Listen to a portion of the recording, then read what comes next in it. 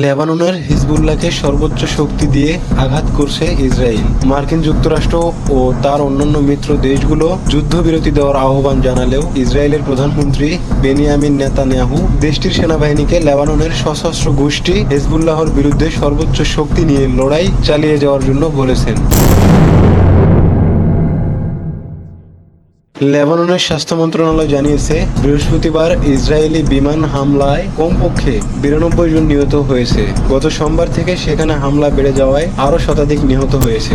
Hezbollah নিশ্চিত করেছে যে লেবাননের রাজধানী বৈরুতের দক্ষিণে একটি ভবনে বিমান হামলা হওয়ায় তাদের ড্রোন ইউনিটের প্রধান মোহাম্মদ সুরুর নিহত হয়েছে।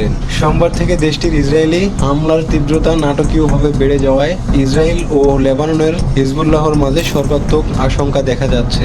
ইসরায়েল ও হিজবুল্লাহর মধ্যকার লড়াই ক্রমশ বাড়তে থাকায় গত বুধবার যুক্তরাষ্ট্র, যুক্তরাজ্য, ইউরোপীয় ইউনিয়ন সহ মোট 12টি দেশ লেবাননে 21 দিনের যুদ্ধবিরতি প্রস্তাব দিয়েছে। এই প্রস্তাবটি শুরুতে আশার আলো দেখিয়েছিল যখন জাতিসংঘে ইসরায়েলের দূত ভ্যানি ড্যানন বলেছিলেন যে তার দেশ যে কোনো প্রস্তাবের ব্যাপারে উদার মনোভাব পোষণ করে।